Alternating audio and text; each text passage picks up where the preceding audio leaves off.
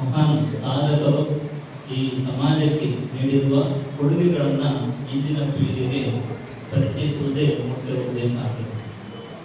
ಕಿತ್ತೂರು ರಾಣಿ ಚೆನ್ನಮ್ಮರವರು 1778ರಲ್ಲಿ ಜನಿಸಿ ಈಗಿನ ಧಾರವಾಡ ಜಿಲ್ಲೆಯ ಏನು ಕಿತ್ತೂರು ಸಂಸ್ಥಾನ ಅಂತ ಏನಿತ್ತು ಅಲ್ಲಿ ಬೆಳಗಾವಿ ಜಿಲ್ಲೆ ಜನಿಸಿದ್ರು.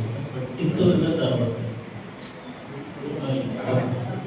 ಬೆಳಗಾವಿನಲ್ಲಿ ಕಿತ್ತೂರು ಸಂಸ್ಥಾನದಲ್ಲಿ ಆಡಳಿತವನ್ನು ನೆರವೇರಿಸಿ ಈಗಿನ ಮಹಿಳೆಯರಿಗೆ ಒಂದು ಆದರ್ಶ ನಾರಿಯಾಗಿ ಮತ್ತೆ ಒಂದು ವೀರ ವನಿತೆಯಾಗಿ ತಮ್ಮ ಪ್ರೋತ್ಸಾಹದಾಯಕ ಜೀವನವನ್ನು ತೋರಿಸಿಕೊಟ್ಟಿರ್ತಕ್ಕಂಥ ಮಹಿಳೆ.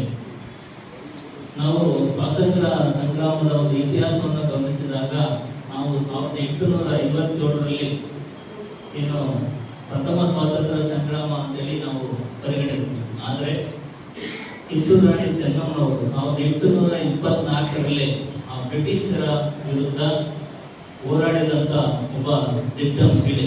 ಆ ಬ್ರಿಟಿಷರು ಏನು ದತ್ತು ಪುತ್ರರಿಗೆ ಹಕ್ಕಿಲ್ಲ ಅಂತಕ್ಕಂಥ ಒಂದು ಕಾನೂನನ್ನು ಏನು ಹೊರಡಿಸಿದ್ರು ಅದನ್ನ ಉಲ್ಲಂಘಿಸಿ ದತ್ತುಪುತ್ರರಿಗೂ ಕೂಡ ಎಲ್ಲ ಹಕ್ಕುಗಳು ಇದೆ ಅಂತೇಳಿ ಅವರ ವಿರುದ್ಧ ಹೋರಾಡಿ ಅದನ್ನ ಸಾಧಿಸತಕ್ಕಂಥ ಒಬ್ಬ ಮಹಿಳೆ.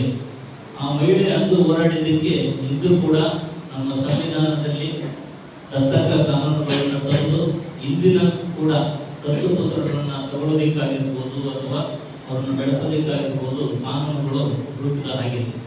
ಹಾಗಾಗಿ ಇಂಥ ಮಹಿಳೆಯರು ಇಂದಿನ ಸಮಾಜಕ್ಕೆ ನಮ್ಮ ಚಿತ್ರದುರ್ಗದ ವೀರವನಿತೆ ಮಣಿಕೆ ಓಬವ್ವ ಇರ್ಬೋದು, ರಾಣಿ ಲಕ್ಷ್ಮೀಬಾಯಿ ಇರ್ಬೋದು, ಅಬ್ಬಕ್ಕ ಇರ್ಬೋದು, ಕಿತ್ತೂರು ರಾಣಿ ಚೆನ್ನಮ್ಮ ಇರ್ಬೋದು, ಇಂಥ ಮಹಿಳೆಯರು ಬೆರಳೆಣಿಕೆಯಷ್ಟು ಮಹಿಳೆಯರು ಇಂದಿನ ಸಮಾಜಕ್ಕೆ ಉತ್ತಮ ಕೊಡುಗೆಗಳನ್ನು ಕೊಟ್ಟು ಅವರ ಆದರ್ಶಗಳನ್ನು ಅವರು ಜೀವನದಲ್ಲಿ ನಡೆದ ರೀತಿಯನ್ನು ನಾವೆಲ್ಲರೂ ಕೂಡ ಅಳವಡಿಸಿಕೊಂಡು ಹೇಳ್ತಾ ಮತ್ತೊಮ್ಮೆ ನಾವೆಲ್ಲರೂ ಕೂಡ ಕಿತ್ತೂರು ರಾಣಿ ಚೆನ್ನಮ್ಮರವರ ಜಯಂತಿಯ ಶುಭಾಶಯಗಳನ್ನು